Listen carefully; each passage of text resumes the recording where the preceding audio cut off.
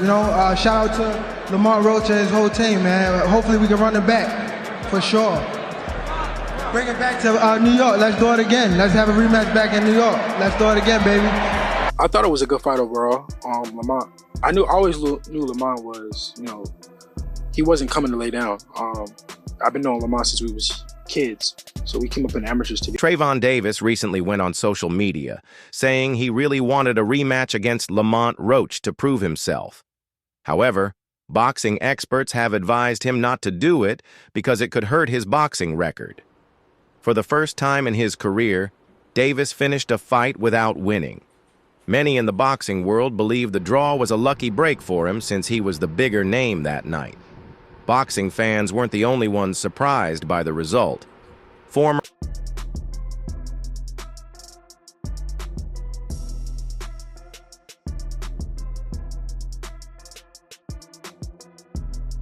He said he wasn't too surprised by how Roach Jr. performed since they grew up competing in the amateurs together. However, he was shocked when Davis took a knee in the 9th round, yet the referee, Steve Willis, didn't count it as a knockdown. I knew Lamont was serious. He was coming in there to fight, but he did a lot better than. Haney is set to return in a welterweight fight against former unified junior welterweight champion Jose Ramirez. In the 9th round of the fight between Roach Jr. and Davis, Roach Jr. appeared to land a punch, and moments later, Davis took a knee. He then went to his corner, where one of his cornermen wiped his face. Referee Steve Willis started to count, but then stopped and let the fight continue. If the rules had been strictly followed, Davis's undefeated record could have been... I thought he would, and I thought he won the fight personally. Yeah, the no knockdown, that was like... While the draw kept Davis's record intact, it wasn't the outcome he wanted. Meanwhile, Canelo Alvarez, who recently signed a 4-fight deal with His Excellency Turki Al-Sheikh, sat down for an interview with Peter Rosenberg on Hot 97. They discussed his upcoming fights and new partnership, but Rosenberg also took the chance to ask about the controversial Marchwurst fight in Brooklyn. Did Davis take a knee? I've ever seen it with my own 2 eyes, and yeah. Yeah, you were, you've made some comments. I wanted to see the backflip, and I'm surprised Tank didn't say nothing back to you about that. Hey, I was just speaking my opinion. The 34-year-old also pointed out his corner went up and put the towel in his face. That's a disqualification for sure. According to boxing rules, if a fighter's corner steps in during a round without the referee's approval, it can lead to disqualification. So when Calvin Ford jumped in to wipe Tank's face, it could be considered outside interference. With 62 wins to his name, Canelo made it clear that his opinion wasn't about favoritism. It was about following the rules. I'm talking about the rules. Did Gervonta Davis take a knee, and should he have been deducted a point and in the end lost that fight to Roach, in your opinion? Yeah, in my opinion, it was a draw. World Boxing Association, WBA, President Gilberto Mendoza has told The Ring that he is ready to push for an immediate rematch between Davis and Roach. The WBA has the power to order Davis to fight Roach again, and if he refuses, he could lose his title. Davis also had a one-way rematch clause in his contract, which allows him to request an immediate rematch if he didn't win the fight. In the days after the controversial match, both fighters have expressed on social media the knee, and plus the corner go up and put a towel in the face. That's a disqualification. However, some boxing experts have warned Davis against taking a rematch. Almost everyone in the boxing community agrees that when Tank deliberately took a knee, referee Steve Willis should have ruled it a knockdown. If he had, Roach Jr. would have won that round 10-8. Instead, Willis didn't count it as a knockdown, and 2 judges scored the round 10-9 in favor of Davis. The fight ended in a majority draw, with 2 judges scoring it 114-114 and 1 judge, giving Davis a 115-113 win. If the knee had been ruled a... I didn't know what round it was. Facts.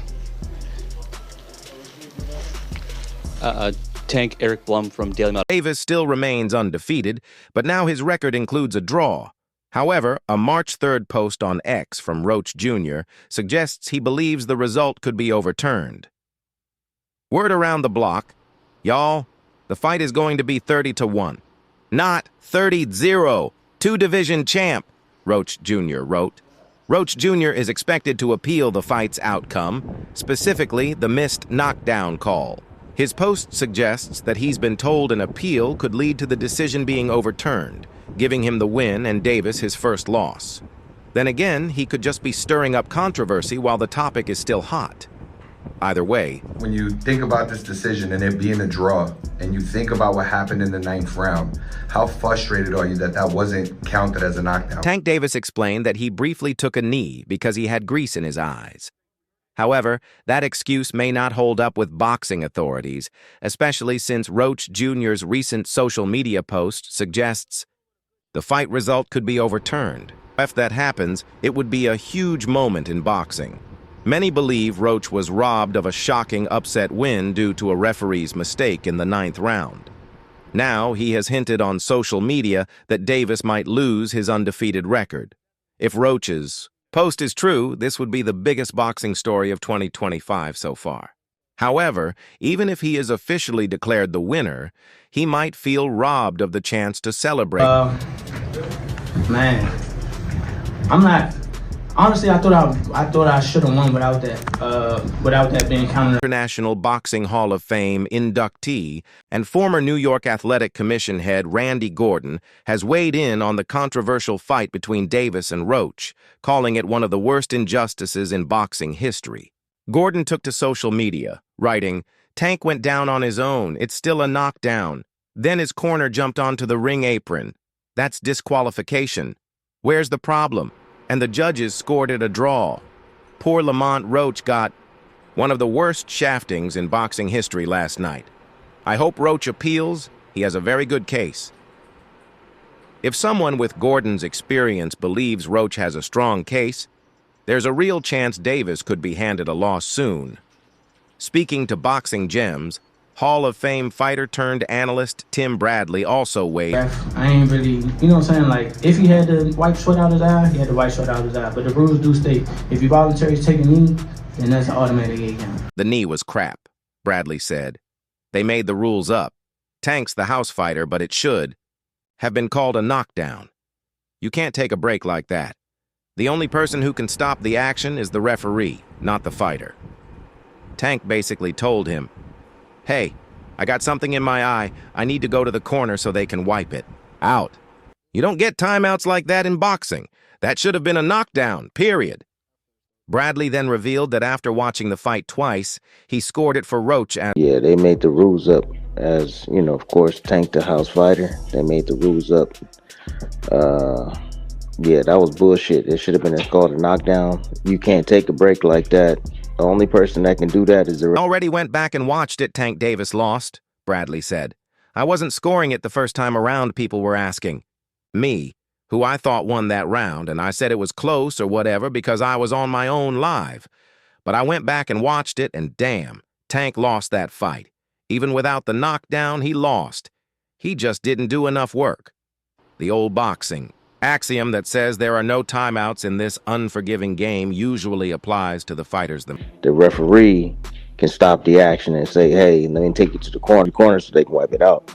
You don't get timeouts like that in boxing, yo. So that I was... Referee Steve Willis, as the boxing world knows by now, should have taken a point from Davis. Had that happened, Davis would have lost a split decision to Roach. This should serve as an invaluable lesson for Davis, who has become too accustomed to doing whatever he wants whenever he wants, despite the best efforts of professionals who've worked tirelessly to guide him toward behaving like the superstar his previous victories made him. This is professional prize fighting at the elite level. It's Davis's responsibility to understand what's allowed and, more importantly, what actions violate the rules of the sport. Focusing on anything other than the dangerous task at hand, like putting product in his hair or choreographed elaborate entrances, can be more... I wasn't relying on that. I was relying on what I was doing in there. I think I was taking control. I think I was landing more shots. I think I was landing more power shots. Just like Paulie Malignaggi, whose cutman Danny Milano transformed into an amateur barber between rounds during Malignaggi's 12-round split decision victory over Lovemore and Dew in May 2008, the Davis versus Roach fight ended in controversy after Roach's near upset.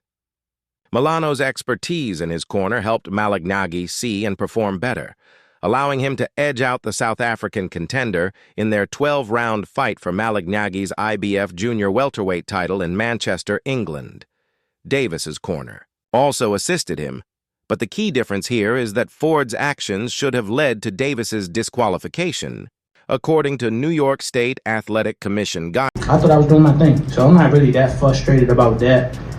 But if that was counting up, then I would win the majority decision.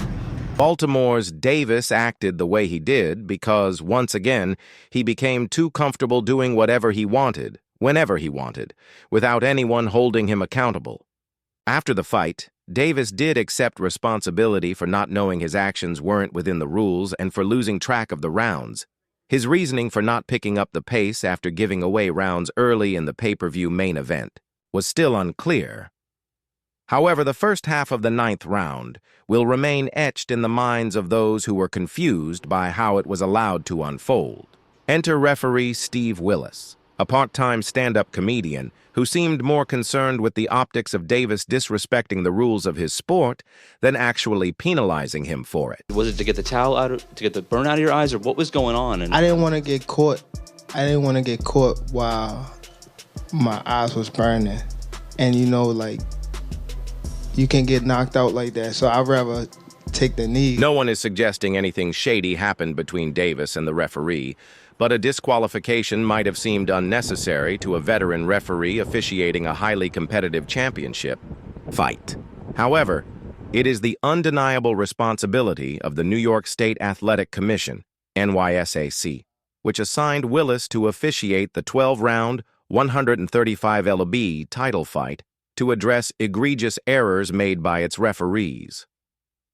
NYSAC Executive Director Matt Dagliola was seated ringside for this Premier Boxing Champions event, and he should have been just as bothered by this preposterous situation as the rest of us.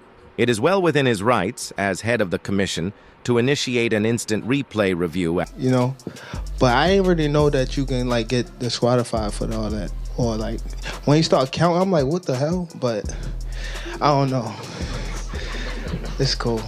Do you want that rematch next? And if so, how? To my earlier point, while there are definitely no timeouts in boxing for the fighters themselves, there are, without a doubt, timeouts available to public officials responsible for maintaining the integrity of an event. Dagliola should have instructed the replay official, who was seated near a television monitor, to review Davis's behavior before the 10th round began. Had Dagliola exercised that right, Davis would have obviously lost a point and likely a split decision in a fight where the unbeaten WBA lightweight champion was an overwhelming 16-1 favorite to win. Instead, Roach was left with another draw on his record and the frustration of wondering what could have been or what should have been for the... You know where to see that fight happen again this year? I'm not sure, bro. Roach's handlers should have questioned the commission as soon as the 9th round ended, if for no other reason than to inform Dagliola that they knew the replay mechanism was available and should have been used, as it could have impacted the outcome.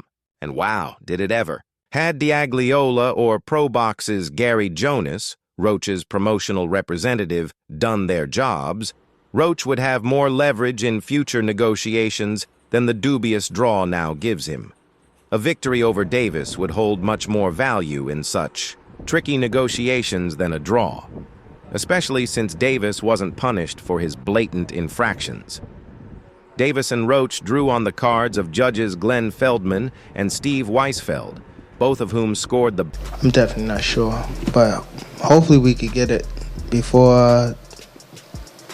Nah, it probably won't be this year. Next, regardless of the outcome, this serves as a teachable moment for promoters as much as for officials and commissioners, especially those representing the B side in high-profile fights like Davis versus Roach.